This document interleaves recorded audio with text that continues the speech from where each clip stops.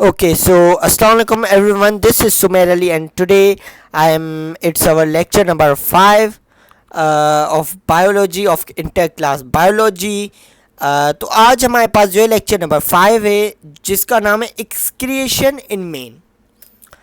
पिछले लेक्चर में हमने डिस्कस किया था एक्सक्रिएशन और एक्सक्रिएटरी ऑर्गन्स प्रोडक्ट तमाम की तमाम इन एनिमल्स में. आज हम लोग जो एक्सक्रिएशन इन मेन, तो ये बिल्कुल डिटेल टॉपिक है, तो इसको मैं कोशिश करूँगा हर चीज़ को मैं आपको क्लियर करवा दूँ. तो पहले तो इस लेक्चर को शुरू करने से पहले अगर आपने मेरा इस चैनल को सब्सक्राइब नहीं किया है तो आप इस जल्द से जल्द आप इस चैनल को सब्सक्राइब करें, लाइक करें, शेयर करें, और ताकि मैं तमाम की तमाम वीडियोस की नोटिफिकेशन आपको रिसीव हो सके. और मैं एक बात बताऊं इस लेक्चर को शुरू करने से पहले कि आप जो है बायोलॉजी को पढ़ने से पहले आपके पास जो है ख़ास तौर पर आपके पास जो है टेक्स्ट बुक जो है आपकी वो पढ़ी होनी चाहिए, क्योंकि आपको डायग्राम्स इस हर बायोलॉजी की बुक में डायग्राम्स तो होती है, तो इन डायग्राम्स की मदद से आप लोग जो है अच्छे से समझ पाओगे. तो टेक्स्ट बुक आपके पास होनी चाहिए और नोट्स आपके पास मौजूद होने चाहिए, और एक पेन मौजूद होनी चाहिए, और रजिस्टर जैसे आप की पॉइंट्स नोट कर सको. तो आइए हम स्टार्ट कर लेते हैं. Excretion in man. पहले definition, the removal of metabolic waste known as excretion. इस एक्सक्रिएशन को हम डिफाइन करेंगे कि रिमूव करना अपनी मेटाबॉलिक वेस्ट को, कि गंदगी वेस्ट को अपनी बॉडी से. रिमूवल ऑफ मेटाबॉलिक वेस्ट, किसी भी मेटाबॉलिक वेस्ट को हम रिमूव करें अपनी बॉडी से, फ्रॉम आवर बॉडी, इसको हम एक्सक्रिएशन बोलते हैं. Human excretory system consist of following parts. A pair of kidneys. There are two reddish brown bean shaped structures situated towards the back of abdominal cavity just above the waist. Pair of kidneys ये एक kidney, right kidney, left kidney. हम इस kidney को भी detail में discuss करेंगे, पर ये किडनी 1, ये किडनी 2, ये कहाँ पर मौजूद होती है? जो है हमारे पास ये मौजूद होती हैं toward back of the abdominal cavity just above waist. हमारे वेस्ट के जो है से में जो है यहाँ पर मौजूद होती है, towards back of the abdominal cavity. ये रेडिश ब्राउन कलर की होती है और बीन शेप स्ट्रक्चर होता है उनका, ठीक है. उसके बाद है pair of ureters. A narrow, एक मिनट कैमरा को focus. A narrow tube passes out to the urinary bladder. एक ऐसी नेरो, अब नेरो का मतलब कि बिल्कुल पतली, ऐसे एक ट्यूब जो है अराइज होती है, जो कि पास आउट जो है यूरिनरी ब्लेडर की तरफ मूव करती है. यूरिनरी ब्लेडर ये जो है यहाँ से ये ट्यूब जो है अराइज होती है, ठीक है. ये दोनों ही पेयर एक लेफ्ट में भी और राइट में भी जो है मौजूद होती है. A bladder, it is a thin wall muscular bag bag situated toward bottom of abdominal cavity. बिल्कुल easy, bottom of the abdominal cavity के नीचे वाली साइड में मौजूद होती है. और ये इसका एक ये भी जो है आपको पॉइंट याद होनी चाहिए कि ये एक पेयर शेप की तरह है, ब्लेडर पेयर शेप की तरह, ठीक है. अब urethra, it is tube lead from a bladder runs down and open outside through urinary opening. इसके साथ जो है यूरेथ्रा ये इस ओपनिंग है, जो कि कहाँ ओपन, एक ट्यूब है जो कि ओपन कहाँ पर होती है? यूरिनरी ओपनिंग की तरफ, ठीक है. अब वर्किंग क्या है किडनी की, मैं आपको बताऊँ.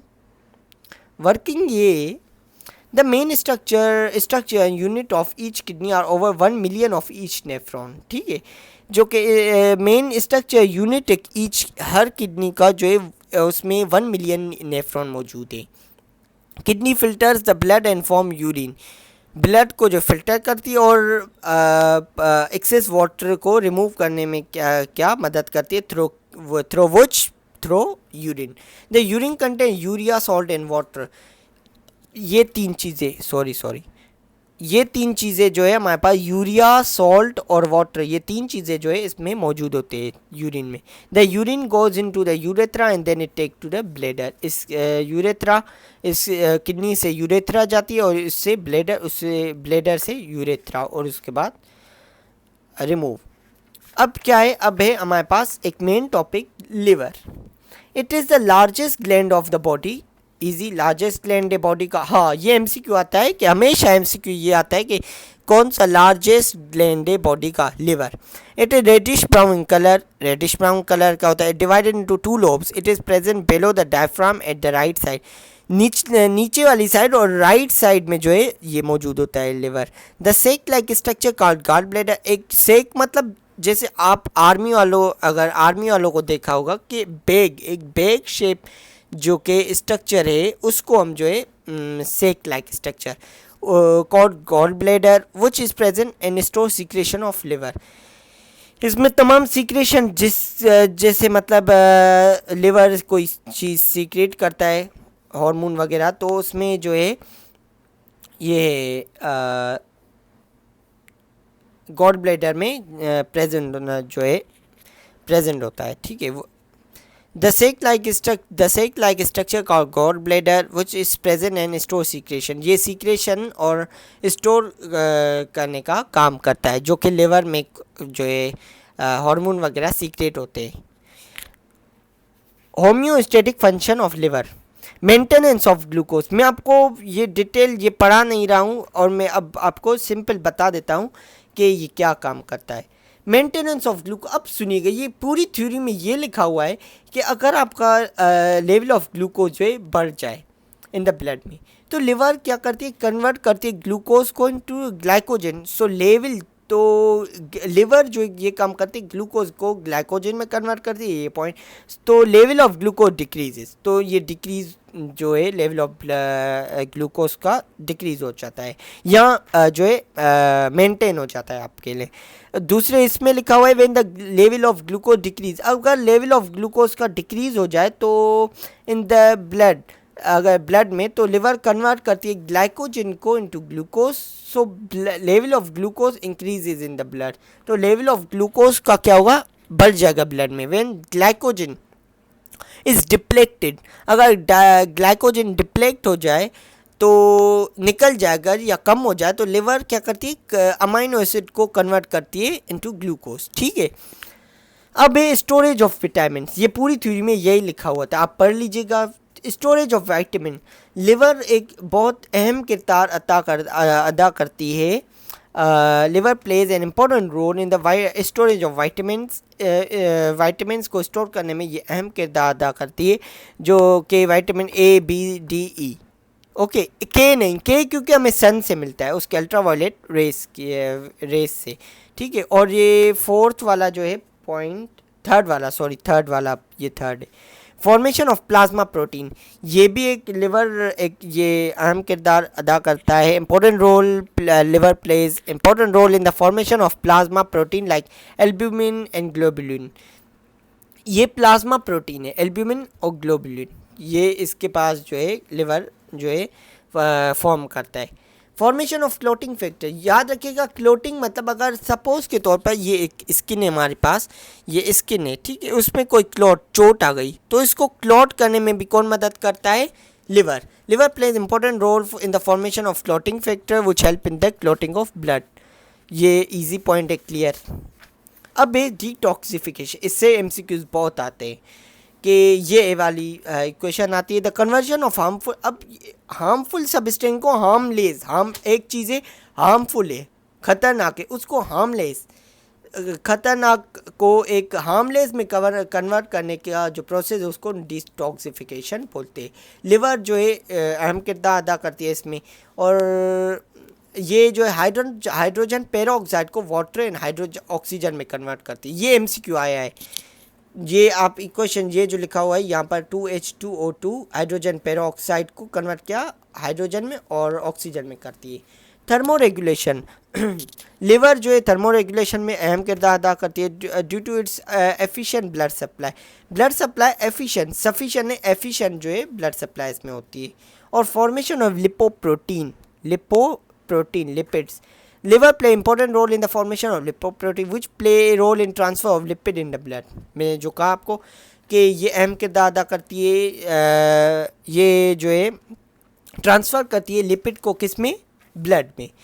सिंथेसिस ऑफ कोलेस्ट्रोल, लिवर जो है ये अहम किरदार अदा करती है कोलेस्ट्रोल को जो है इसमें रिमूव एक्सेस ऑफ इट. ठीक है, और इसका अगर कोलेस्ट्रोल बढ़ जाए तो इसको या तो मेंटेन करने के लिए या कम करने के लिए इस लिवर जो है अहम किरदार अदा करती है. और a production of bile, secretion of liver इसका बाइल सीक्रेशन लिवर की सीक्रेशन को हम बाइल कहते हैं. Bile pigment, bilirubin, biliverdin. Bile salts ये हैं sodium glycocholate and sodium taurocholate. Okay, और म्यूकस, कोलेस्ट्रॉल और सोडियम बाइकार्बोनेट. ये तमाम के तमाम एमसीक्यू पॉइंट्स हैं.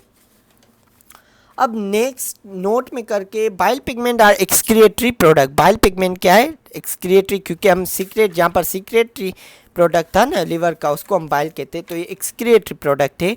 While bile salts are used in emulsification of fat. Fat को इमल्सिफिकेशन करने में ये जो है अहम किरदार अदा करती है. अब 10 deamination in urea formation. Liver play important role in the deamination of amino acid, deamination of amino and synthesis of urea. ख़त्म करने में अमाइनो एसिड और बड़ा और सिंथेसिस स्टार्ट करने में, अब शुरू करने में यूरिया को जो है बनाने में. Which is a waste product and remove from body. Urea waste product है और रिमूव हो जाती है बॉडी से. ये इसकी क्वेश्चन है कैसे ये यूरिया बनाती है ये तमाम चीज़ें. अब ये एक चार्ट है, ये इससे सवाल आता है या पूरा बोर्ड में कहते हैं कि चार्ट बनाओ यूरिया साइकिल को. इसको या तो यूरिया साइकिल बोलते हैं या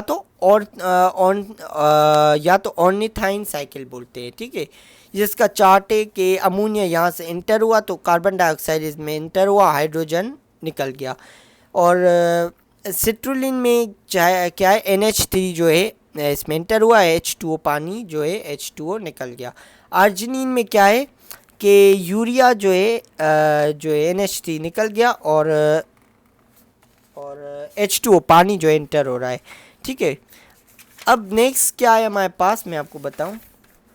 urinary system of man. Urinary system of man, ये डायग्राम है इसकी. Definition, the system which is involved in the formation as well as excretion of urine. यहाँ तो बनाने और एक्सक्रिएट करने में जो प्रोसेस सिस्टम है उसको हम यूरिनरी सिस्टम बोलते हैं. कंपोनेंट्स क्या हैं, कंपोनेंट्स 4 है. Kidneys, ureter, urinary bladder, urethra. Kidney पजेज a pair of kidney. Number size जो है इसकी 10 सेंटीमीटर है जो कि MCQ पॉइंट है. और शेप जो है बीन शेप है. कवरिंग ईच किडनी इसका इनक्लोज बाय मेम्ब्रेन. किडनी है ना, ये किडनी ये इंक्लोज एक मेम्ब्रेन है जिसका नाम है, हम कहते हैं पेरिटोनियम. पेरिटोनियम इसकी कवरिंग है एक.